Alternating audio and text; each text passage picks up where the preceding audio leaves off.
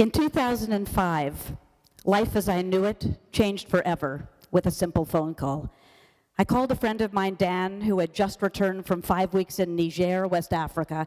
He was there as official photographer for the Canadian team. He was distraught on the phone and could barely function. I asked him what was wrong, and he said he could not get the images of the children of Niger out of his mind. He told me that he went to visit a school, and his colleagues and Canadian athletes saw that 30 children were sharing one pencil. My heart broke, and I instinctively said, Dan, stop talking. Let's just do something. He said, what are we going to do? I said, I have no idea. I'll call you back. And I picked up a phone that day, and I called the Canadian consulate in Niger. Of course, they spoke to me in French, and my French was terrible. But I asked if we could send some supplies. And they said, no, we're a consulate, but we'll recommend someone. And they gave me the name of a man. I called him up right away. His name was Amadou. He didn't speak a word of English and told me to call at 7 that night, which I did. His son answered the phone. And I said, who is your dad? And what does he need? And it turns out his father was the mayor of a commune called Labouré with 25,000 people. And I asked him, please send me your wish list. And a few days later, on the email came a list of everything you can imagine: pens, paper, rulers, notebooks, and then I got scared.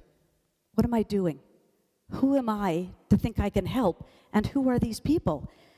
But I took myself over to my local office supply store, and I asked for the manager, and a man came out named Michael. I said, Michael, you don't know me, but there's 30 kids sharing a pencil far away.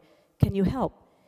And he looked at me and he said, Robin, I decided this year it wasn't going to be about me. I want to join your team. What team? And it was extraordinary, but he walked me up and down the aisles and started putting in one of everything into the cart, because we decided what we would do is send one of everything and see if the box got there safely and see if it's what they needed. And I immediately figured out, I was worried about how to send it there, but I called the president of DHL, and he was remarkable and said he would send it. The mayor received the package and immediately called the Canadian consulate to witness the opening of the box. And that spoke volumes to me. And over the course of the next while, we sent another 4 boxes with 100 school bags over. Thank you, DHL. And the mayor called all the villagers together and the top achieving students. And in a ceremony filmed on national television, handed out a school bag to every student who came forward. And then we collected 24 more boxes in my basement and we hauled it over. We had volunteers, we had wonderful people, but we didn't know what we were doing. And we knew it wasn't sustainable. So I said, I have to go there. I went over there. My daughter was a journalist working in Ghana. I picked her up. And on one of the flights on the way to Niger, I met a man named Peter. And Peter looked at me on the plane. He was from England. He said, Robin, why are you going to Niger? Nobody goes to Niger. And I told him the story of how Pencils for Kids was born. And at the end of the flight, Peter gave me $100. And I said, oh, Peter, please don't give me your money. You don't even know me. And we haven't collected any money yet. We don't know what we're doing. And he said, Robin, I trust you. More pressure. And we arrive at the airport, and the mayor and his entourage greets us. With all of his colleagues, we could barely understand each other. And he shows me Labouré with 15 villages, no electricity, no running water, no supplies in any of the schools, no notebooks, no chalk for the boards. And the next day, in front of one of the villages and national television again, my job is to hand out one notebook to every student who comes up. And they bow in front of me. And I've never looked at a notebook the same again, because here in our country and in your school, we have hundreds for every subject and student as they go through school. There it was very precious. The following day, I took him to the Canadian consulate thinking there was some local money. And before I knew what would possibly happen with that he could apply for from CETA, he takes me the following day to a village remote in the middle of the desert, and the chief and the women and the children and the villagers are all in front of me. And the mayor is explaining in Zarma, their local language, that I have come to build a school. That's how I felt. And then he stood up and walks me a few paces in the desert, and in French he says, Madame Mednick, would you like the school over there? And then he takes a few paces in the desert this way and he says, or Madame Mednick, would you like the school over there? And my daughter was filming, and I remember thinking, Monsieur le Maire, please let there be money. You can put the school wherever you want. And the following day at the airport, on the way home, I took that $100 from Peter, who had given it to me on the plane. I said, here is money from this man. And he looked at me, the mayor, and he said, we will engrave that man's name on the first desk in the first school that we build together. I got home, I right away called Peter in England. I said, you're not going to believe this. He said, Robin, you're not going to believe this. A friend of mine, Marcelo, is about to climb Mount Kilimanjaro, and I told him to raise money for Pencils for Kids.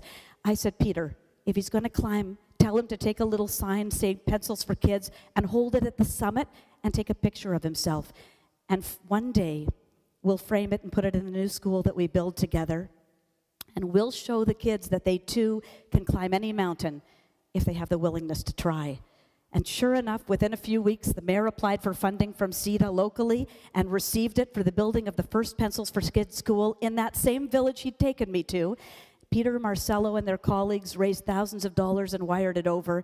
And in November 2007, my husband and I went back for the opening of that first school, and we saw Peter's name engraved on the desk and Marcelo's picture up on the wall.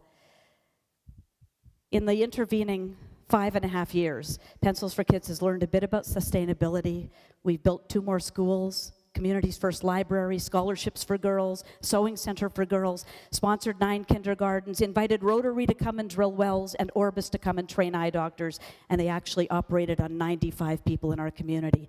We even started a Wear a Pencil campaign. This is made of rock by a local artist in Niger, and it's a campaign that we say, wear a pencil until every child in the world has a pencil, because we see it as a symbol of education, literacy, and hope. So why am I here today? Because your theme is life as we don't know it. And the big lesson I've learned is to embrace what you don't know. You will learn things in school, you will learn things in business, but you will still face challenges in your life for which you are ill-prepared. So what do? Do you take a few steps back, or do you go forward? I think you do what the famous writer Ray Bradbury said. You walk to the edge of the cliff, you jump off, and you build your wings on the way down. And how do you embrace what you don't know? There's 3 things.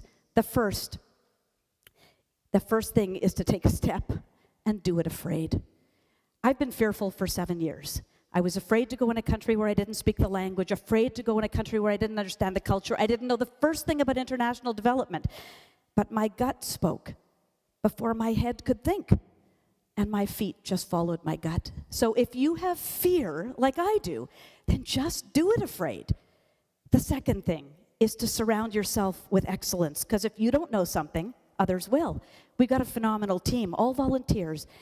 But one day I heard of a professor, Dov Pasternak, who was a renowned scientist in agriculture, and he was living in Niger, and he had an idea. Farmers of the future. Let's teach the kids in primary school how to properly farm, not to eat, but to make it a business, to sell and to thrive. And I wrote him and I said, I want to pilot your program. And today, 3 years later, we are piloting 3 gardens beside 3 primary schools to teach the kids how to grow and how to sell and how to invest, with full support from the Ministry of Education in Niger. And the third thing that I learned to embrace what you don't know is to abandon your expectations and instead expect the unexpected. I worried at the beginning every night, would we raise enough money? Would we have enough? Would the scholarship girls succeed? Would the sewing girls, when they graduated, be able to make a living? And then I just thought, I can't do this. I can't worry all the time. We can do our best. We can surround ourselves with great people. And at the end of the day, the universe will unfold as it will. So, an example of unexpected, a month ago, it rained heavily in Niger.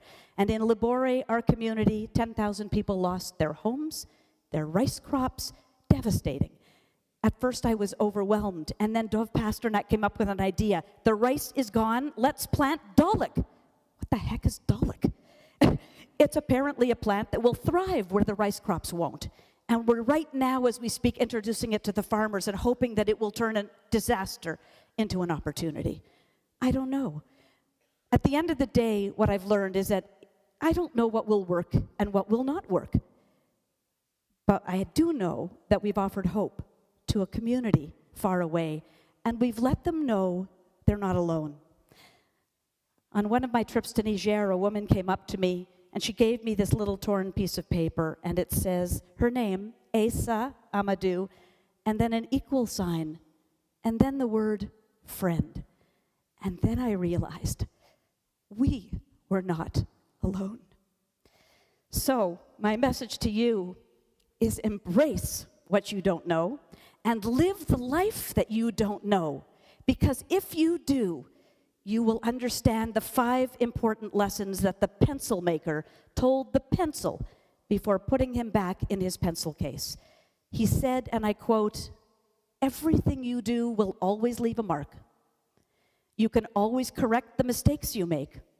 What is important is what is inside of you. In life, you will undergo painful sharpenings, which will only make you better. And to be the best pencil, you must allow yourself to be held and guided by the hand that holds you." Thank you.